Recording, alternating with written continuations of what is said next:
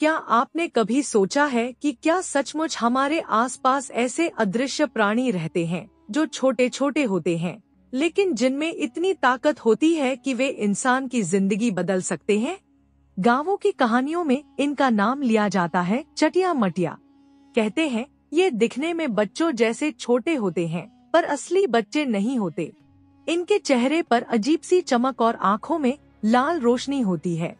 जो इन्हें देख ले उसके दिल में डर जम जाता है। यह कहानी है छत्तीसगढ़ और पूर्वी उत्तर प्रदेश की सीमा से लगे एक गांव की है। गांव का नाम था सरैया। सरैया गांव बिल्कुल साधारण था, मिट्टी के घर, कच्ची गलियां, तालाब और खेत। लेकिन इस गांव में हर कोई एक नाम से डरता था, चटिया मटिया। बुजुर्ग कहते थे कि यह गांव कभी बहुत समृद्ध था। यहाँ के खेत सोना उगलते थे, लोग खुशहाल रहते थे। लेकिन एक लालची जमींदार ने काले जादू से चटिया मटिया को बुलाया था। चटिया मटिया शुरू में उसके काम करते दुश्मनों को सताना, खेतों में उपज बढ़ाना और यहाँ तक कि चुराया हुआ धन उसके घर पहुँचाना। लेकिन धीरे धीरे ये प्राणी गांव के बाकी लोगों को भी सताने लगे। कहते हैं कि रात में जब कोई अकेले तालाब के किनारे जाता तो छोटे छोटे कदमों की आवाज सुनाई देती, जैसे कोई बच्चा पीछे पीछे चल रहा हो। पर जब मुड़कर देखो तो वहाँ कोई नहीं होता। कहानी का असली नायक है अमन। अमन 20 साल का नौजवान था, पढ़ाई के लिए शहर गया हुआ था, लेकिन गर्मी की छुट्टियों में गांव लौटा था। गांव लौटकर उसने महसूस किया कि लोग रात में बाहर निकलने से डरते हैं। एक दिन अमन ने अपने दादा से पूछा, दादाजी, ये चटिया मटिया कौन है? लोग इतना क्यों डरते हैं इनसे? दादा ने गहरी सांस ली और कहा, बेटा, ये कोई इंसान नहीं, ये काले जादू से पैदा हुए जीव हैं। छोटे छोटे होते हैं पर बहुत चालाक। इन्हें अगर किसी ने साध लिया तो ये उसके लिए काम करेंगे, लेकिन एक बार अगर इन्हें नाराज कर दिया तो ये उसी की जान के पीछे पड़ जाते हैं। अमन हंसने लगा, दादाजी, ये सब अंधविश्वास है, ऐसा कुछ नहीं होता। दादा की आंखों में डर साफ दिख रहा था। उन्होंने धीरे से कहा, अंधविश्वास समझता है तू? फिर क्यों इस गांव में हर साल कोई न कोई रहस्यमय ढंग से गायब हो जाता है? अमन चुप हो गया। एक रात अमन अपने दोस्तों के साथ खेत की ओर गया। रात का समय था, चांद पूरा नहीं निकला था, चारों ओर अंधेरा और सन्नाटा फैला था। अचानक झाड़ियों से किसी छोटे कद का साया निकला। अमन ने टॉर्च जलाई। टॉर्च की रोशनी में उन्हें कुछ छोटे छोटे प्राणी दिखे। उनके चेहरे इंसानी थे, लेकिन आंखें लाल चमक रही थी।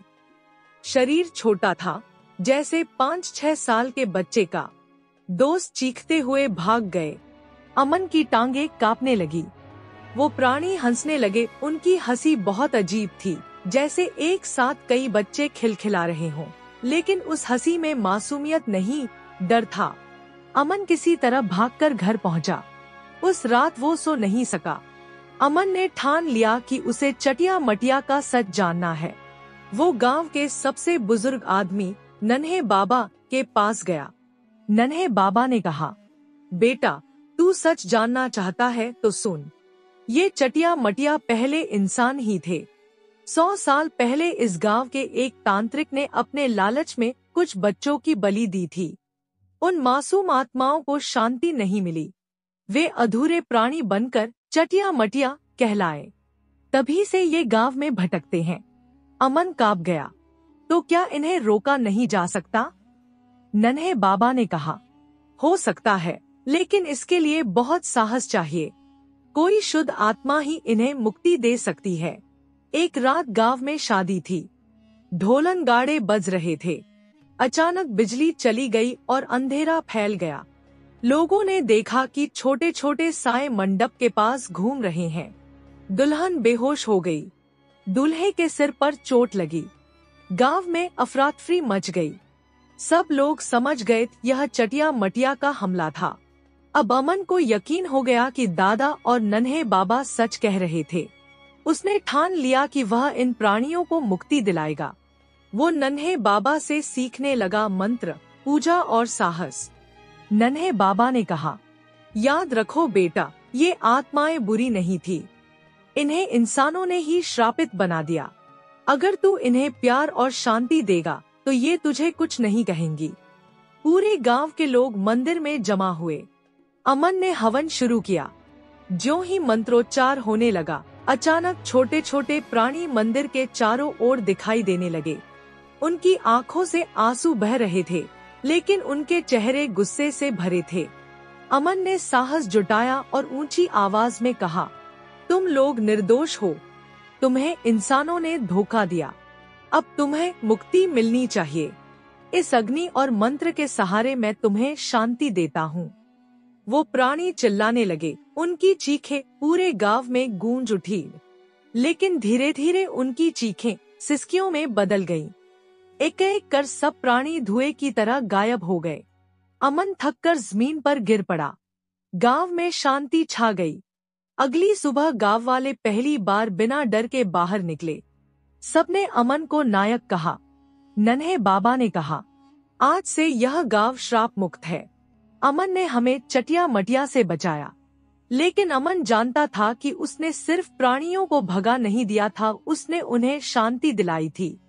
उस रात अमन को सपना आया। छोटे छोटे बच्चे उसके पास आए और मुस्कुराकर बोले, धन्यवाद, अब हम आजाद हैं। आज भी अगर आप सरैया गांव जाएंगे तो लोग बताएंगे कि अब वहाँ कोई डर नहीं है। लेकिन पुराने लोग फुसफुसाते हुए कहते हैं, चटिया मटिया बुरे नहीं थे, वो तो इंसानी लालच का शिकार बने। तो दोस्तों, ये थी चटिया मटिया की रहस्यमय कहानी। छोटे छोटे भूत जैसे जीव जो दरअसल अधूरी आत्माएं थी।